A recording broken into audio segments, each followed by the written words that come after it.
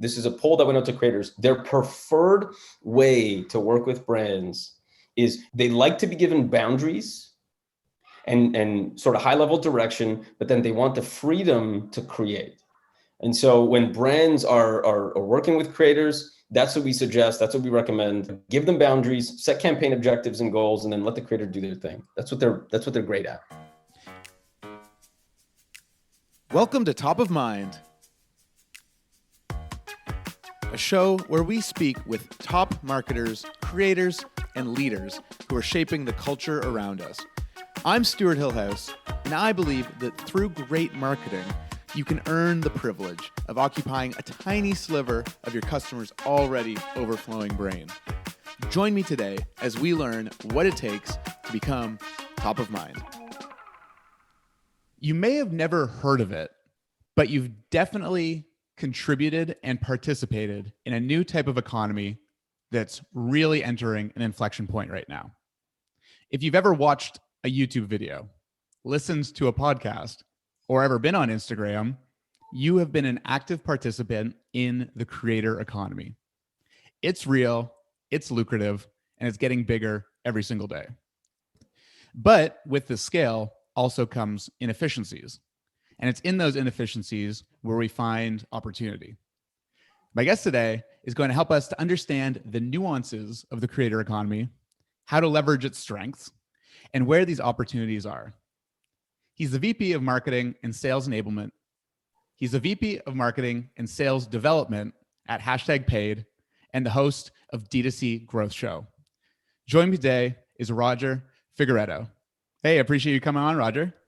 Hey, great to be here, Stewart. Thanks for having me. To start things off, I'm going to kind of throw you a curveball here.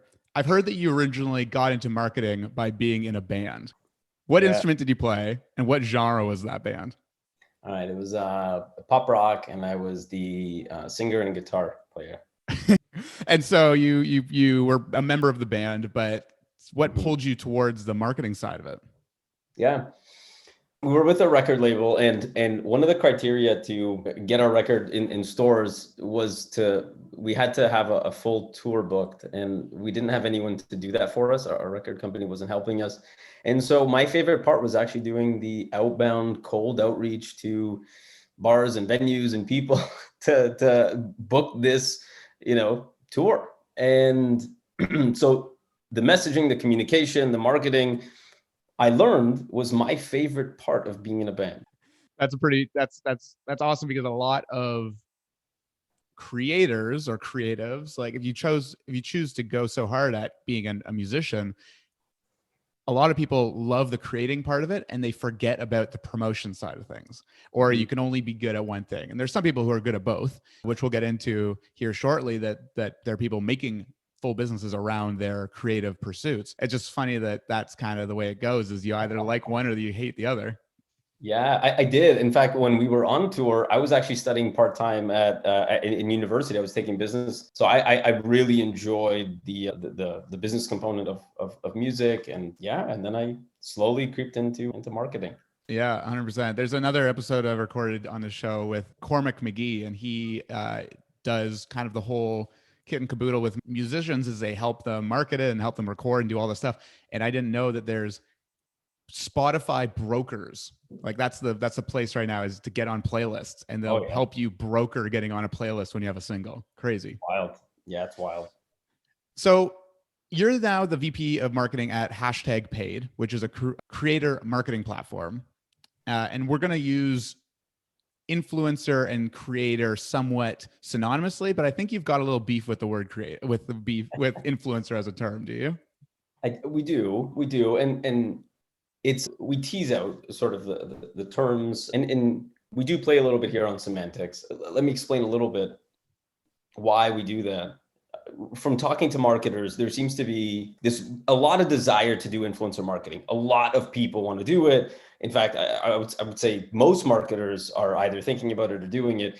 But one of the beefs that they have that keeps coming up is, well, I worked with this influencer and they tripled their rates, and I worked with this influencer and they were, garbage. And so it seemed to be that the problem people had with influencer marketing was these bad experiences with influencers, and everybody was calling themselves an influencer.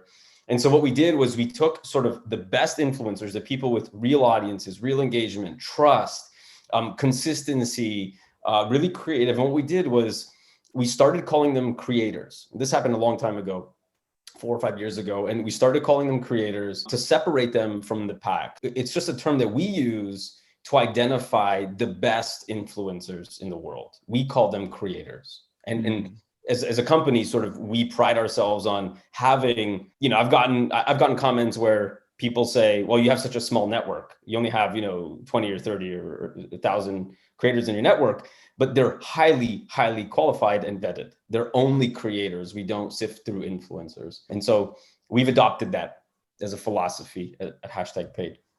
Gotcha. So the difference, if I can repeat it, is that a creator is seeing their work as a business and are in it for the long term and want and have built that credibility the same way a business needs to. And now they're looking for partnerships. Whereas an influencer might be someone who's just really good looking, really funny, able to mash together memes and developed an audience, but might be in it for the wrong reasons. And so that's what #paid does, is vet them to make sure that they're legit. Yeah, and I would say that's sort of the best case scenario for an influencer, where they're just in it for the wrong reasons. It gets actually much worse, because some have taken to purchasing likes and comments and buying followers. So these black hat tactics that fool brands, that increase the premiums that these influencers can charge brands. So all of a sudden, this person actually has probably like 5,000 legitimate followers, but they've purchased 40,000 or something ridiculous. And they're now charging 5x or 4x their actual rate, and what they're actually going to sort of bring in terms of engagement and real metrics and movement, business metrics movement. And, brands get it's fraud. And so worst case scenario, influencers can be fraudulent. Can you give me an example of what a really amazing relationship, maybe a recent example or one that you've kind of seen in the last year or so, a really amazing relationship between a creator and a brand? Yeah, I mean, this is a really obvious one. If a lot of people listening to this will be familiar, but David Dobrik and SeatGeek, I think, not just because it's a good relationship, but because it started off with, I think, the way that a lot of brands maybe start off with influencer marketing. And that was with Ian being very prescriptive with David about what he expected and wanted. And the response from David Dobrik was, well, hey, I know what content to create. And so let me just do my thing and it's going to work out. Trust me, people will be talking about SeatGeek all over the place. And that's exactly what happened. David Dobrik did this incredible video, and it was super emotional, super engaging. And so I think that's probably maybe a recent example that people can look to for guidance. And to add a little context to that for people who aren't familiar, like SeatGeek is just a buying platform where you can buy tickets to sporting events and movies or whatever. Yeah. And then David Dobrik is just a YouTuber who does fun stunts, and it's all lighthearted, and it's always just a big kind of fanfare. And his big thing is he just goes so big. I can't even describe it. Like that's how cool the creator economy is that what's he known for? Oh, he does warm-hearted pranks. I don't even know if that's right or not, but those two worlds don't seem to overlap very much, like buying a ticket to a baseball game and giving away cars, but they do overlap in a lot of ways. Totally. Absolutely. And it's the creator's job to figure out what the overlap is and to tell the story in a way that connects with the brand. That's what creators are really good at. You hinted at it, but I think that the brief that the brand gives the creator is kind of the really early stage relationship building part to make sure that it goes right. Like the creator is a creator for a reason. Can you speak to that creative brief and how that relationship starts off? This is probably one of the things that a lot of marketers struggle with when they first start with influencer marketing. And that is that brands, they're overly prescriptive in their direction to creators. And you have these creators who've built an audience from scratch, from the ground up. They have done it through really good and engaging content, and they've done that consistently. So they've built a brand around their handle, around their name, and people are proactively hitting the button and saying, I subscribe to this. I want this. I want to see more of this in my feed. And again, that's a result of really good and really consistent content. And then you have brands who come in and they want to work with these creators, but then they tell them what to say, what the creative should look like. And they give them, they're overly prescriptive in their direction to the creator, which sort of sterilizes them and removes sort of all the authenticity in the partnership and in the content. And so when brands are giving creative direction from creators, this is a poll that went out to creators, their preferred way to work with brands is they like to be given boundaries and sort of high level direction, but then they want the freedom to create. And so when brands are working with creators, that's what we suggest. That's what we recommend. Give them boundaries, set campaign objectives and goals, and then let the creator do their thing. That's what they're great at. And those campaign objectives and goals are revenue driven, right? Like these are sales. This isn't just, they're not kind of likes and comments. These are real business objectives. Many times brands do campaigns. They run campaigns with the objective of conversions, acquisitions. We do that very, very often. And it's very normal. In fact, I would say influencers maybe struggle more with that because a lot of them can't move product. They cannot sell anything because the reality is their following is a sham, right? They've done some black hat tactics. They've built their following through, by just buying them. And so creators are more open and more reliable when it comes to those bottom funnel campaigns. But influencer marketing is one of those channels that you can use top, middle, bottom of funnel, very much like your Facebook ads. You have Facebook ads that you can run or paid social ads that you run at the top of the funnel to either educate people or teach people or build reputation. And there are ads that you use for conversion and you optimize against those objectives. And influencer marketing isn't so different. You can use influencer marketing to build a reputation around your brand. You can, if we spend all this time when we do branding exercises building our brand archetypes, right? Like, oh, my brand is rebellious. And so we're gonna make our tone very rebellious. But what you're trying to do is make your brand take on human characteristics and human traits. There's a hack for that. And one of the hacks is influencer marketing. If you look at Nespresso and you think of what Nespresso sort of embodies as a brand, George Clooney is the personification of Nespresso.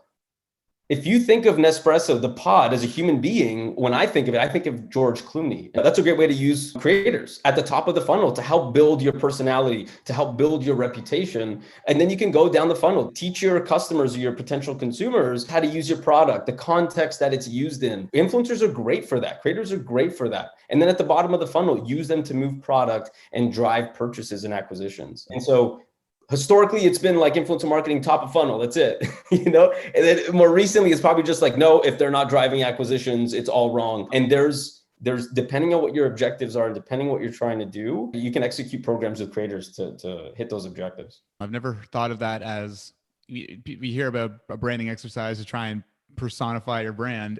Why not actually hire real people to represent your brand? Maybe your CEO's not that cool, shouldn't be the face of the brand, but in certain cases, maybe they are the kind of both ways too, because if you that's why you need to work with creators. And that's why we take the effort to tease out an influencer and a creator, because if you partner with the wrong person, the same way it can benefit you by bringing your brand to life, it can also hurt you because that creator may just do the wrong thing. Like their attributes and their traits and their characteristics ultimately will be applied to your brand. So if they're bubbly and happy and kind, people will now see your brand as bubbly and happy and kind. But if you choose the wrong creator or the wrong influencer, it could also damage your reputation. So that's why careful vetting is really important. An exercise that the brand needs to do from the brand side then is really understand what kind of audience they're needing to attract. Like, who is your customer and what are they about? It's not simple enough to say like, oh, I'm selling to women, or I'm selling to men, or I'm selling to, like, we know that you need to know exactly who they are. But let's talk a little bit about the difference between the audience and the actual creator themselves. Because like you mentioned, that idea of personifying the brand, but in a lot of cases, sometimes the creator might not attract an audience that is the same as who they are. Can you talk on that? Yeah, this is why I think any influencer marketing program or campaign or strategy needs to begin with, okay, what are the objectives and what are the goals for this program? And sorry if you're listening to this and you're hearing my kids in the back. They are home, they are doing virtual school. It starts with your objective and your goal, because there may be instances where if you're not looking to build your reputation or personify your brand, there might be cases where it's more important that the audience exactly overlaps with your target audience. And you may think you want to partner with a creator because you think they're the perfect fit, but when you go look at the underlying data, they're actually not hitting your target market at all. But it's important to look at both all the time. And the best case scenario is a creator who represents and embodies sort of the traits and attributes of your brand, but also whose audience overlaps with your target audience. That's the ideal. And that's what sort of we strive for every time. And where does that data come from? Is that in their Instagram, Facebook analytics? For sure. Yeah. You pull that out, you draw that out for sure. Okay. So like a hashtag paid, it's built into our product, but I'm sure there's other products who are able to do that as well. Gotcha. I'd love to hear like any opportunities that you're seeing in the creator economy, trends that are kind of emerging or partnerships, unique models that people are testing out. Maybe you could speak to that from the creator side first, like ways that creators can get engagement and can find new partnerships, and then from the brand as well, like how they can seek out those partnerships. On the creator side, I say you're starting to see, this is not new again, but you're starting to see creators launch their own brands and their own products. They've built an audience and they're monetizing through brand partnerships, but there's this whole other revenue stream, which is actually just build a product and sell it. And you've built people who've built an empire like Issa Rae. She's got an empire. She's a content creator. She's an actress. She's a director. She's got a record label. She's invested in a coffee shop, Hilltop Coffee. She's on Patreon. She's on TV. She's everywhere. That's probably like the epitome or the pinnacle, maybe I might say. But there's like Scotty Sire, who's built a CBD oil brand. There's Addison Rae, who's co-founded Item Beauty. There's Jillian Harris, an ex-bachelorette who's launched a subscription box. And Danielle Bernstein has made a SaaS tool for influencers. So she's actually built a SaaS platform for influencers. And so there's this movement for creators. They have an audience and they move towards developing their own product in this whole new revenue stream for them. So, I mean, that's not new, but I think it's just going to keep picking up and becoming, I think it's going to be more common.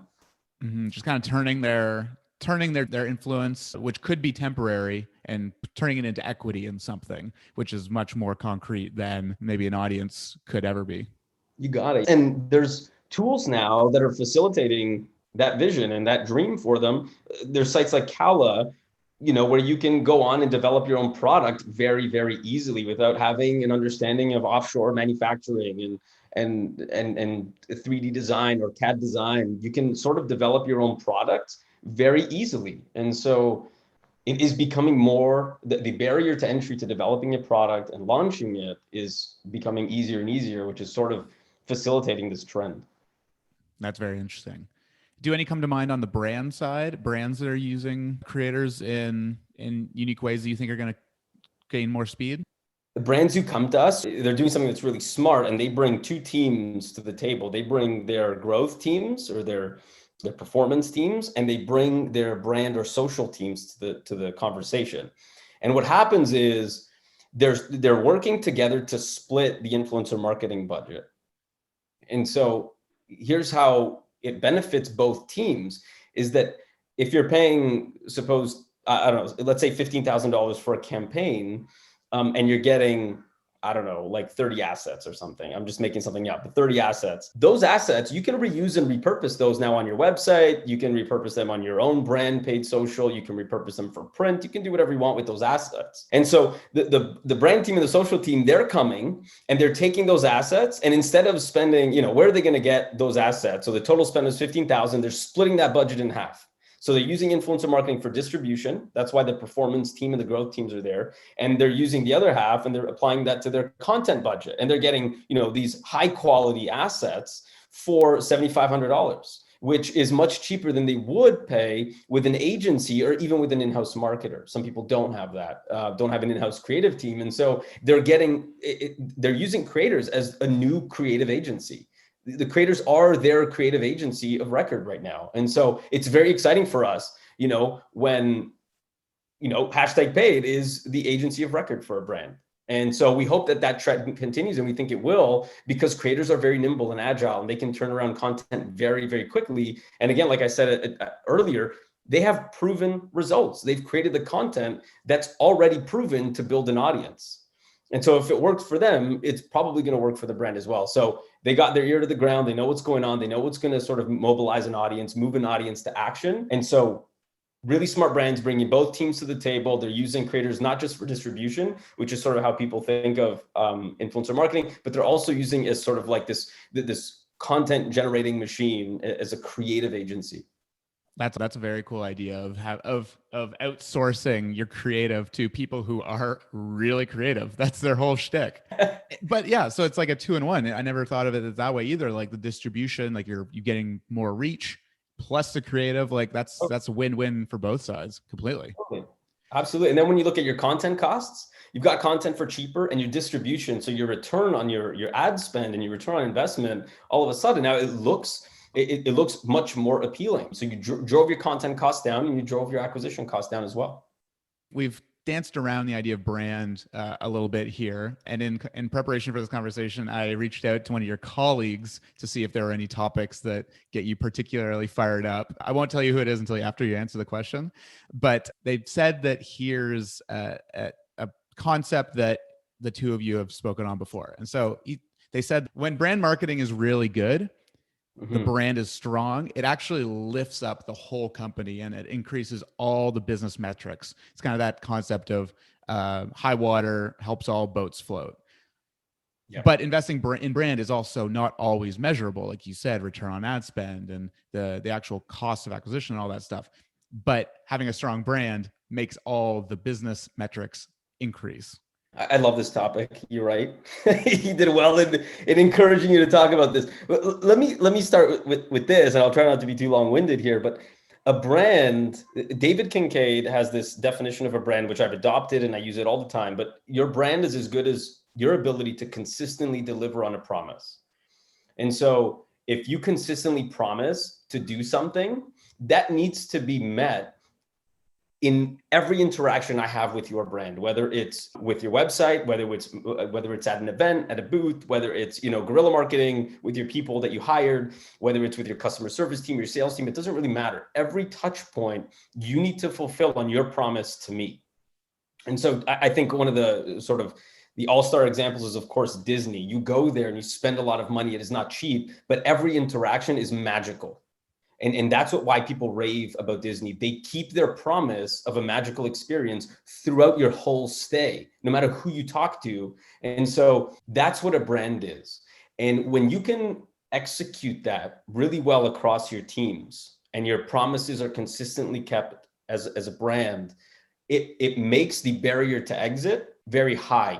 Meaning I trusted you. You kept your promise all the time. Now I've added this layer. When I want to leave your brand or stop using your product, you've made it emotionally difficult because you've treated me so well. You've consistently kept your promise that now it's emotionally costly for me. It's emotionally expensive for me to leave your brand and your product. And so when you do that, for example, obviously I'm talking about retention right now, how brand impacts retention. But if you have a strong brand consistently meeting your promises, then you increase your retention because you've just added an emotional element to the cost of exit. It's going to cost me more emotionally to leave or to stop using your product. And so having a good brand does that. And it's my firm belief. I know it's not unique to me, but if you can keep your retention high, that's how you achieve hockey stick growth, by keeping the customers you have. And again, that's not new or unique to me, but that's just one example of how brand sort of lifts another team other than the marketing team. Because I think people think of marketing as sort of like they're the gatekeepers of brand, and brand is up to them and they execute on it. But that's the furthest thing from the truth. It's something I fundamentally disagree with. How you treat your vendors and how you pay your vendors is a very important part of your brand. If you can manage your inventory and manage your payment terms with your vendors, it could drastically impact whether or not your brand is in business in 3 months or 4 months. And so how you treat your vendors is a part of your brand. How you treat your contractors and your freelancers, that's a part of your brand. So anyways, I'll stop here. I've gone on very, very long, but whoever that was very, very correct. I get very passionate when talking about brand. And it is true. Your brand, I think, helps every metric at the business, not just your marketing stuff. Any guess on who submitted that question? Yeah, it's got to be Phil because him and I talk about this all the time. Yeah, he's not a You're marketer, right. but he is a marketer. He's a very, very smart guy. Yeah, that's Smart guy. Phil Jacobson, who's also at #paid. You got it. Yeah, yeah. We talk Awesome. about this all the time, like every week. All right, Roger, I got one more question for you, and then I'll let you get out of here. Let's talk a little bit about this concept of exclusivity that a brand can have with a creator. In a lot of cases, we think of a creator as being kind of a mascot, a temporary mascot, maybe. They kind of represent the company for a little bit, and then they can move on. But there's that tension between the brand only wanting that creator to ever hold. Let's use water bottles as an example. Like, people use water bottles every day. So if you're the official water bottle of that creator and there's a picture of them on Instagram holding another water bottle, does that just throw out all the work you've done together as a brand, or can they live together? Yeah, and I love this question. I think it's one of the biggest misconceptions of influencer marketing, and that is that brands should strive for exclusivity with their creators. And I challenge that idea and that philosophy. If you look around, so if you're listening to this, or even you, Stewart, if you look around wherever you are, you'll probably see multiple brands in the same category of products.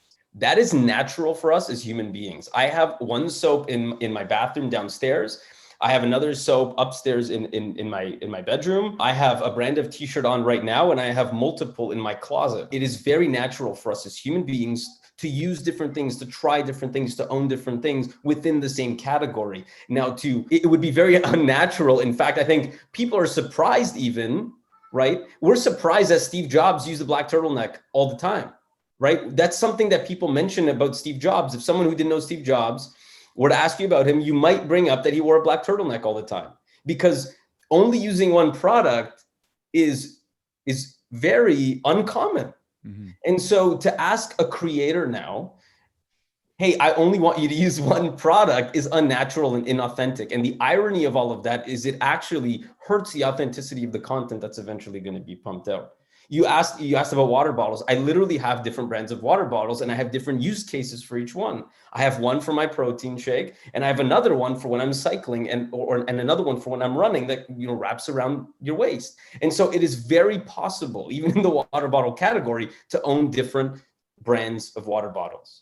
And so I can think of very few products that require exclusivity. Maybe they're sort of one or twice in a lifetime purchases. I can understand that. You're not going to buy 7 vehicles in over 6 months, right? Like I get that. And so I think that might be one exception, for example. But even then, there's 2 different brands of cars sitting in my driveway. Yeah. And so I would challenge the idea, and I would challenge marketers to see beyond the exclusivity component of a partnership.